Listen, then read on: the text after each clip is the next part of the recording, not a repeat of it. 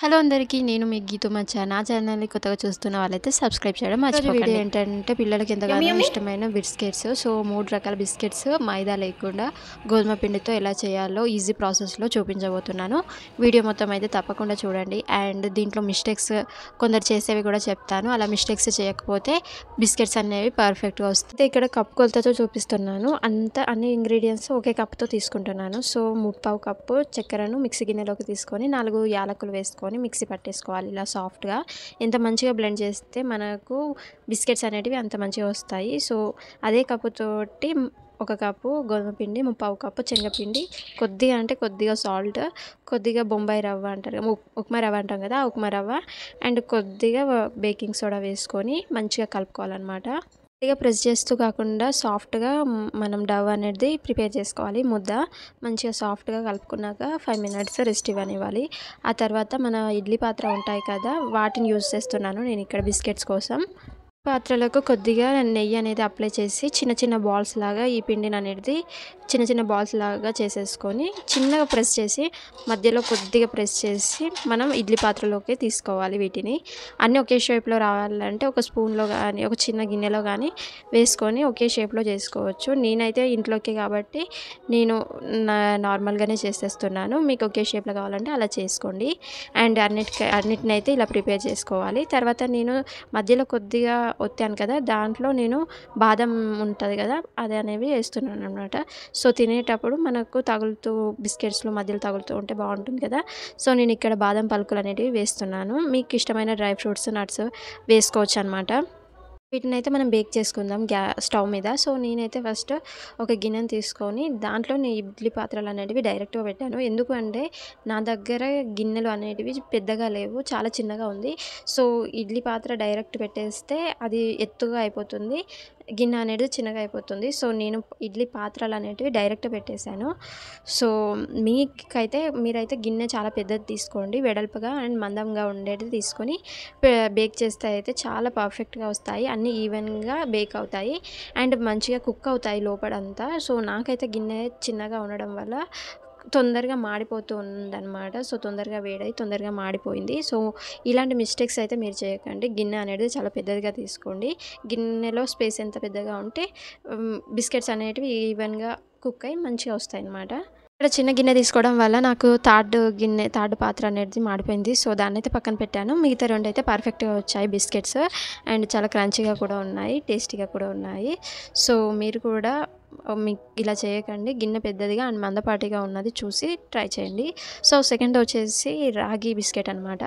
So first అయితే ఒక చిన్న గిన్నెలో నెయ్యి తీసుకోవాలి అండ్ మెజర్మెంట్ కప్ ఉంది కదా మనది, దాంట్లో నాటు చక్కెర అంటాం కదా, నేనైతే అది తీసుకున్నాను. 1/2 కప్ అది తీసుకున్నారు. మీరు కావాలంటే బెల్లం, షుగర్ ఏదైనా తీసుకోవచ్చు. అండ్ దాంతో 1/2 కప్పు గోధుమ పిండి, 1/2 కప్పు రాగి పిండి వేసుకోవాలి. దాంట్లోనే చిటికెడు ఉప్పు, చిటికెడు వంట సోడా వేసుకొని మంచిగా కలుపుకోవాలన్నమాట.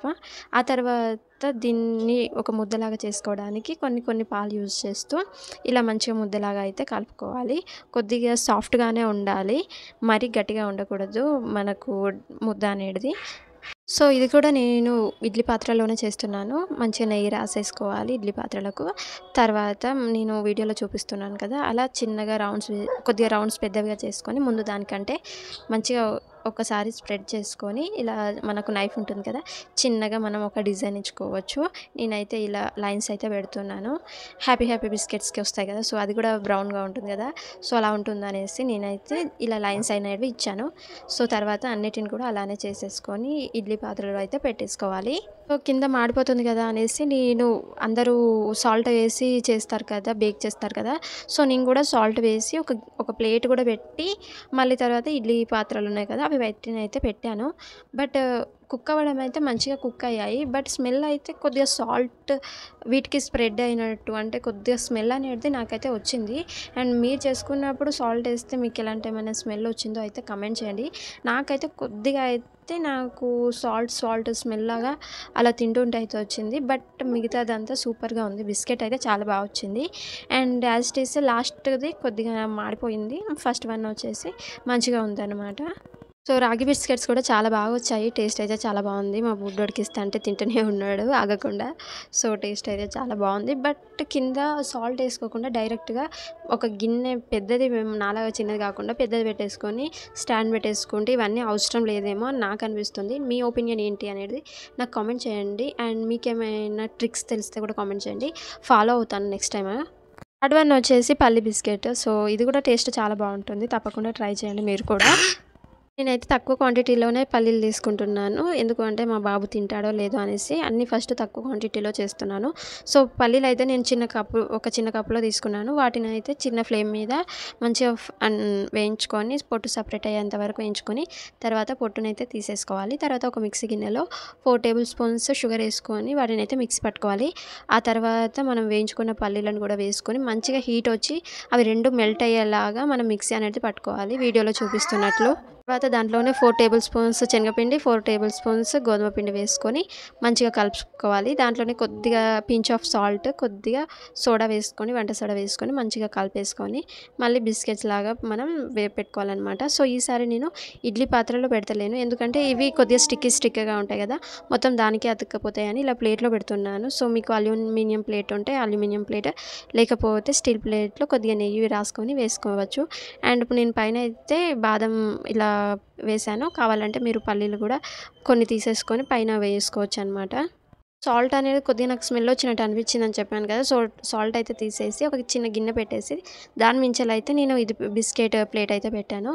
సో ఇదైతే స్మెల్ రాకుండా నాకైతే పర్ఫెక్ట్గా వచ్చింది. సో ఇలాంటి మిస్టేక్స్ అయితే మీరు చేయకండి. సో ఎంతసేపు బేక్ చేయాలో చెప్పలే కదా, 30 మినిట్స్ బేక్ చేయాలి, మధ్యలో చూస్తూ ఉండాలి.